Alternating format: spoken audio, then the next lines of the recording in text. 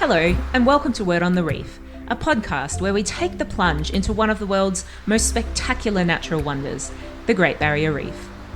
I'm your host and tour guide, Tanya Murphy. Last week, we took a scenic flight over the reef to get an overview of its size and complexity, to find out how it was formed, its history, and a little bit about me and my experience working on the reef. This week, we're going to be taking a look beneath the waves to get an up-close and personal look at the curious creatures who built this natural wonder. So to do that, we're going to head down to the Cairns Marina and jump on board our luxury catamaran. It's a perfect summer day with blue skies and the sea is flat and calm, so it's going to be an absolute ripper of a day for snorkeling. So sit back and relax, enjoy the salty sea air and grab yourself a slice of pineapple as we hoist the sails and set off on our adventure.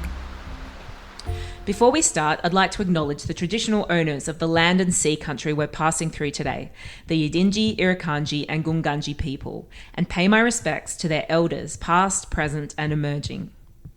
As promised, I will be bringing you an interview with a coral scientist, but that interview has been shifted to a future episode. There are some things I really need to show you first, so I'll be your tour guide again today.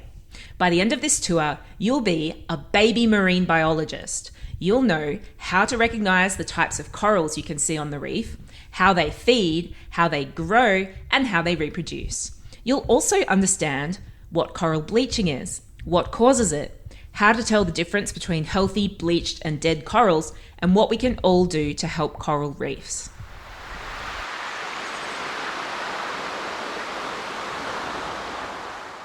And here we are, folks. If you look off the bow of the boat right now, you'll see a beautiful turquoise patch of reef ahead of us.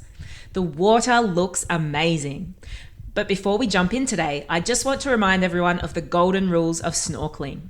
To protect both your own safety and the well-being of the marine life, please don't touch anything. Don't stand on the coral, don't litter, don't feed human food to the fish, and overall leave nothing but bubbles and take nothing but photographs. Okay, well, what are you waiting for? Let's put on our masks, snorkel and fins and jump in.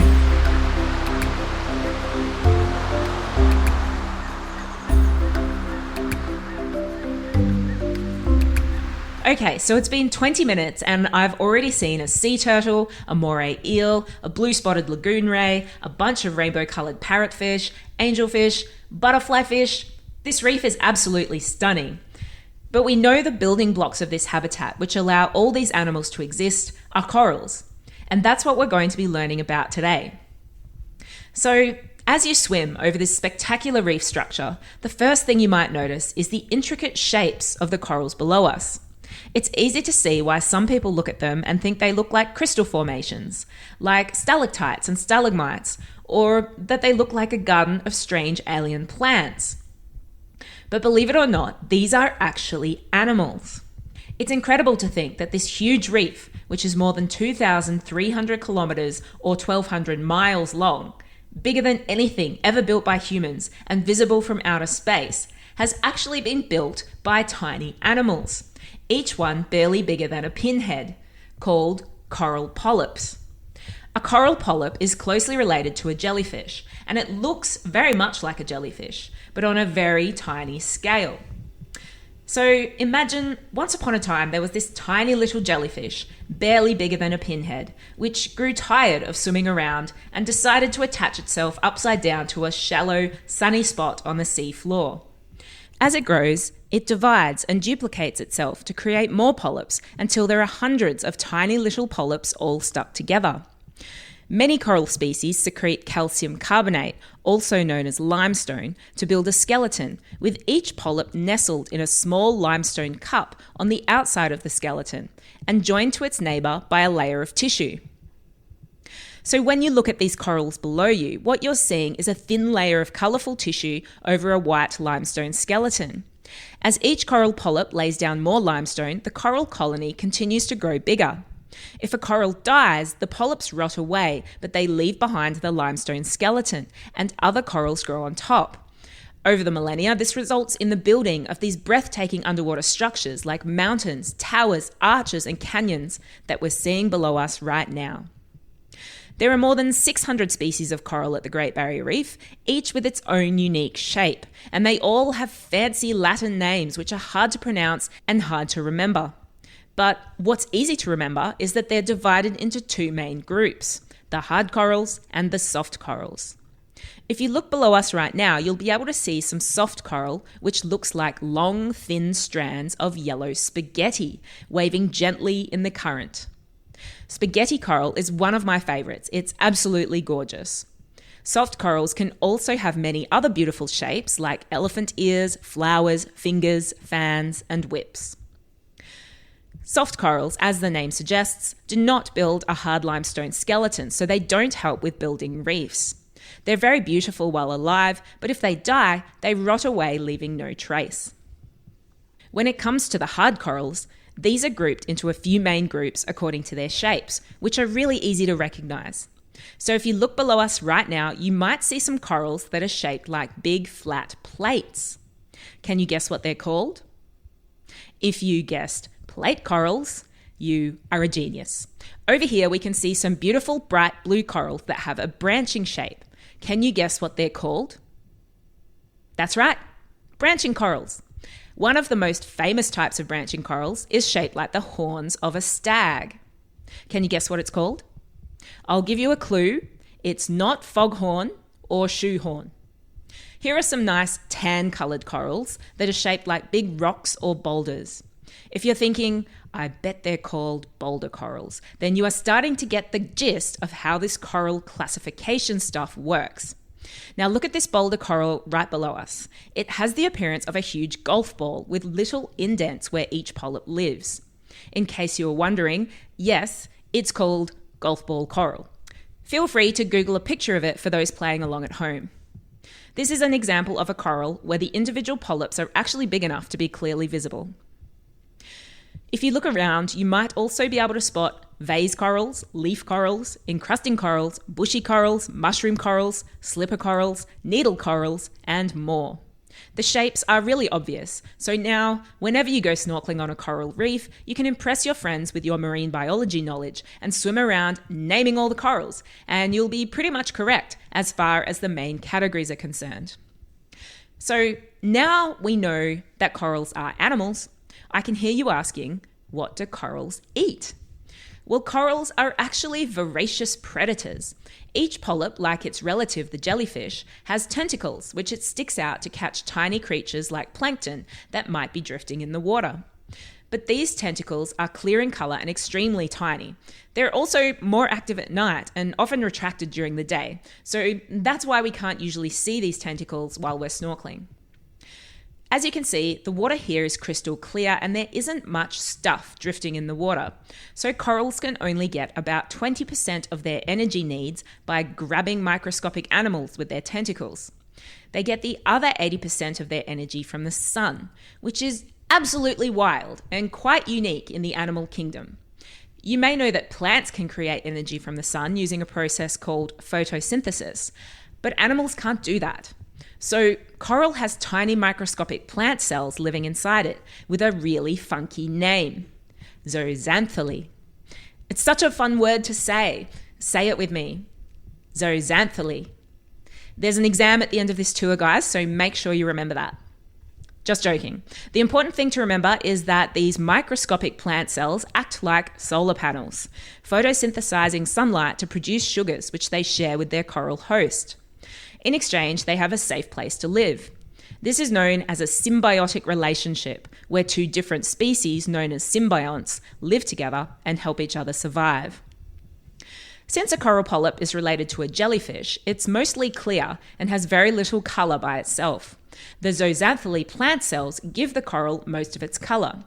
Healthy coral can come in many different beautiful colours, including pink, blue, and green, depending on the colour of the zooxanthellae living inside. However, it's also very common for coral to be brown, beige, olive, and other natural colours. Sometimes people have a misconception that all corals should be bright rainbow colours, or that a brown coral is a dead coral, but that's not always the case. Looking below us right now, you'll see many brown and beige coloured corals, which are perfectly healthy and vibrant and home to a vast array of marine life. It's the amazing and intricate shapes that make all corals beautiful, not just the ones with bright rainbow colours.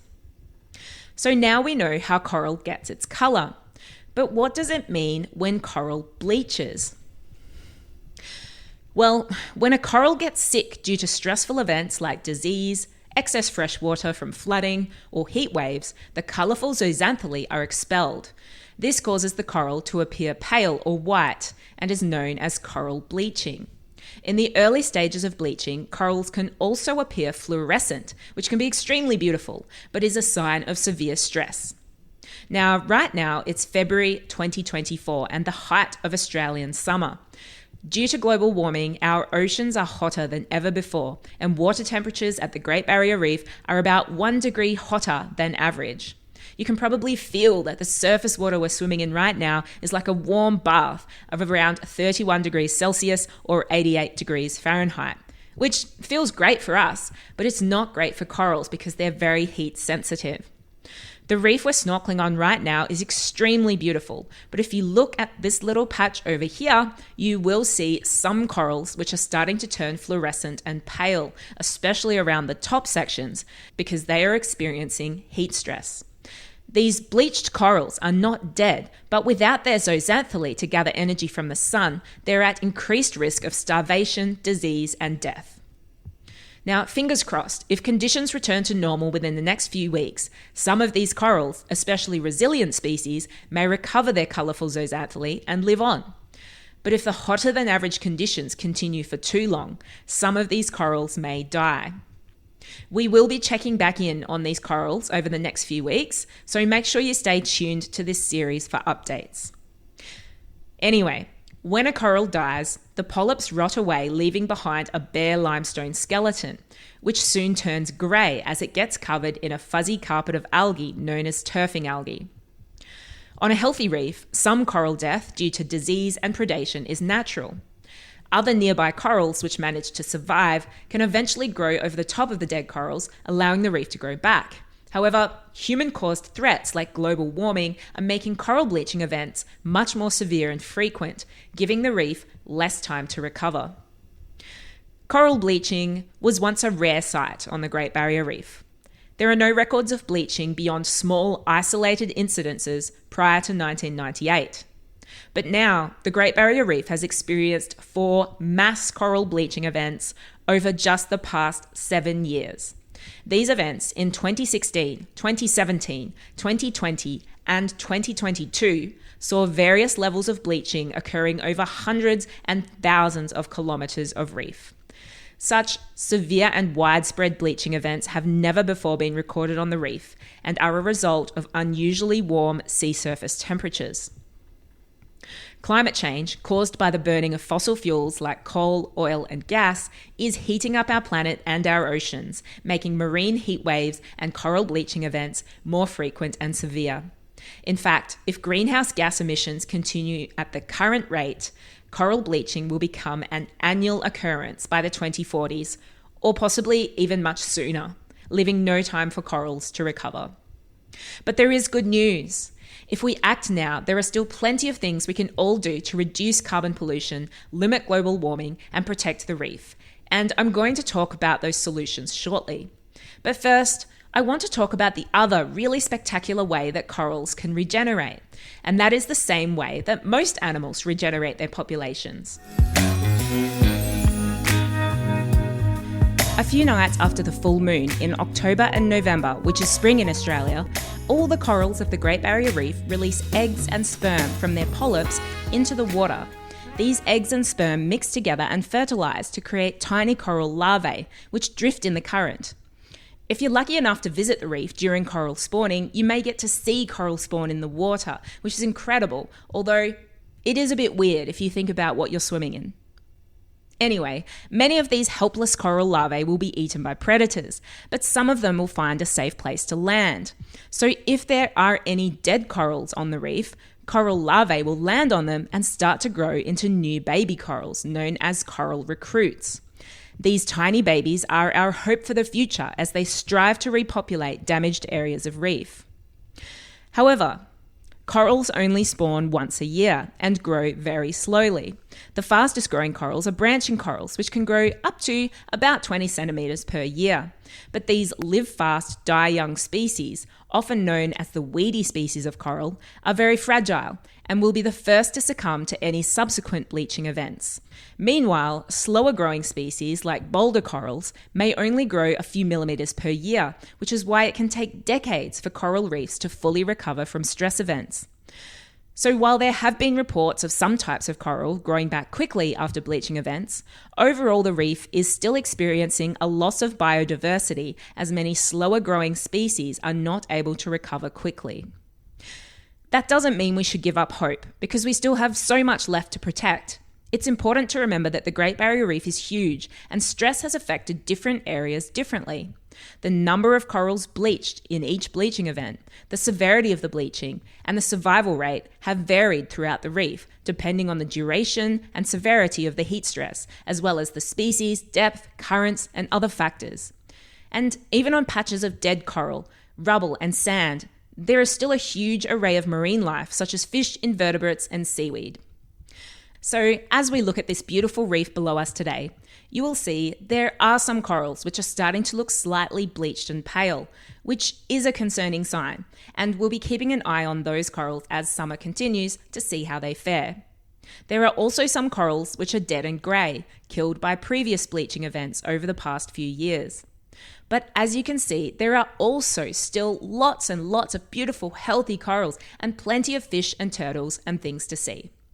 Even after 12 years of diving and snorkeling on this reef, I still never get tired of it because there are always new things to discover.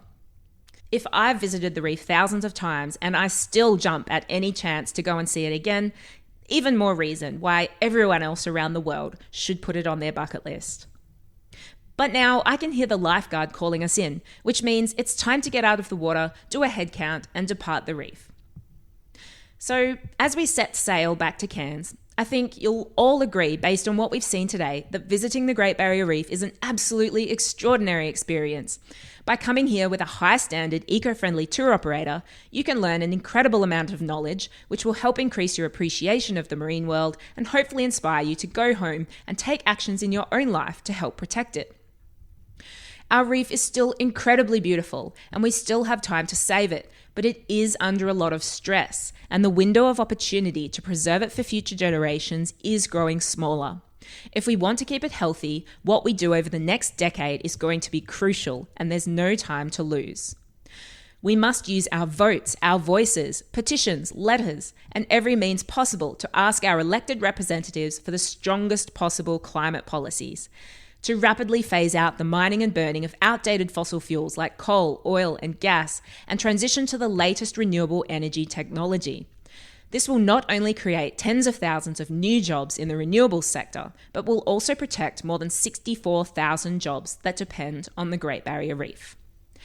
Taking action can be as simple as moving your money away from banks and super funds that invest in fossil fuels, joining or donating to a climate action group, or starting a conversation with family and friends. If you're passionate about protecting our reef, another thing I would urge you to do is to book your next holiday and come and see it for yourself. Come and learn about what's being done to protect it and support those tour operators who are advocating for the reef and educating people about it. The Great Barrier Reef is one of the best managed marine parks in the world. Tour vessels require permits and can only visit specific sites, so less than 1% of the reef is actually visited by tourists, and those sites are meticulously cared for. The positives that come out of tourism are enormous. For every tourist that visits the reef, part of your tour fee goes to the Marine Park Authority to help with research and protection of the reef. Many tour operators also participate in reef restoration projects, scientific research, pest removal, and more to help protect the reef, which wouldn't be possible without your support. And perhaps the most important benefit of all, every year tourism enables millions of people from all over the world to visit the reef, fall in love with it, and learn about it. Many people have such a life-changing experience at the reef that it inspires them to go home and take action in their own lives to advocate for stronger climate action and reef protection. I am one of those who has been inspired to take action due to my love of the reef. When you spend time at the reef, it will change your life as well. In future episodes, we'll be talking with some experts about some of the ways in which high standard tour operators are collaborating with scientists and advocacy organisations to help protect the reef. But for now, I'd like to thank you for travelling with Word on the Reef cruises. Please subscribe to this series and follow Word on the Reef on Instagram to get notified when it's time for our next adventure. This is a not-for-profit passion project, so if you enjoyed it, please give us a like, share, and tell your friends. If you'd like to get involved in action to help protect the Great Barrier Reef, visit www.fightforourreef.org.au. If you'd like to sponsor this podcast, please consider becoming a patron for as little as $5 a month over at patreon.com/wordonthereefpodcast.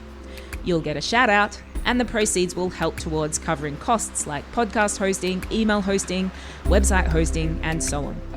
This week, I'd like to give a shout out to Reese.